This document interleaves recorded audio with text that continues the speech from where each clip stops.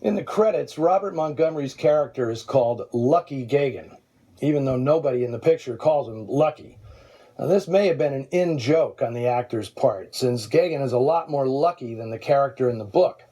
That guy was called simply Sailor, and he suffered a much crueler fate. The movie as a whole is nowhere near as cynical and bleak as Dorothy Hughes's novel.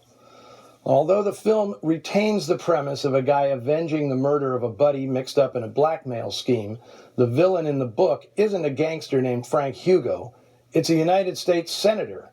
The Sen, as he's sneeringly called by our protagonist, murdered his wife, then killed the blackmailer extorting payoffs from him.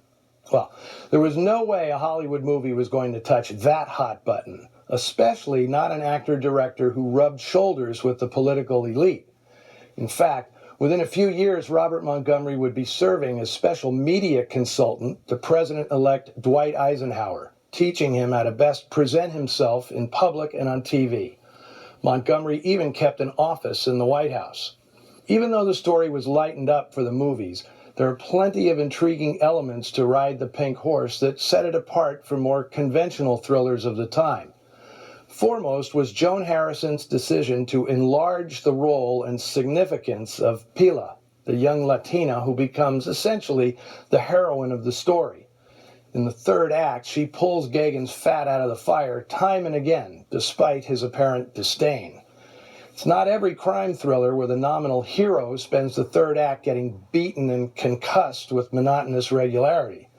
And the ending is particularly clever, as the storytellers resist a saccharine faux romantic wrap-up by suddenly shifting the focus to Pilar, suggesting that this has also been her story all along. She'll dine out the rest of her life on the tale of how she saved the life of the handsome but hapless gringo who wandered into town one day. Wanda Hendrix had come to Hollywood from Florida only a few years before, and she immediately scored good roles, skipping right past the bit parts. She had the beauty and charisma of young Gene Tierney and was pretty much a natural in front of the camera. Her meteoric rise was detoured, however, when in 1949 she married All-American hero Audie Murphy, one of the most decorated soldiers of World War II. As his own movie career was taking off, Murphy demanded his bride give up hers, to be strictly a homemaker. Not that it was a happy home. Behind his boyish facade, Murphy suffered severe post-traumatic stress disorder, and more than once, gripped by night terrors, he held Hendrix at gunpoint, threatening to kill her. The eventual divorce tainted Hendrix, not Murphy, and by 1954 she retired from the movies, marrying James Stack, millionaire brother of actor Robert Stack. Although Joan Harrison and Robert Montgomery had high hopes for their professional partnership, it produced only two other films, the 1949 comedy Once More, My Darling, and the 1950 courtroom drama Your Witness, made in England. Montgomery directed and starred in both of those, and frankly, Harrison would have been better off on her own, making the noir-stained thrillers that were her specialty. By the late 40s, Robert Montgomery's star had waned, and he was using Harrison to keep his ship afloat. By insisting on acting and directing, Montgomery was giving less than his best to both.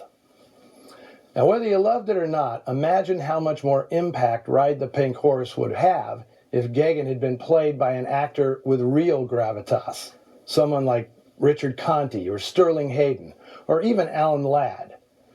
Well, if you disagree with that assessment, give me an earful over on the Noir Alley Facebook page or Twitter feed. Just be back here next week when I'll present an early and often overlooked example of Hollywood noir, featuring an unlikely leading lady, Betty Grable.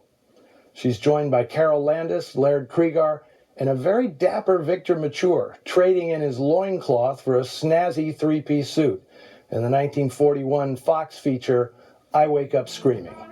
But then, who doesn't these days? See you next week.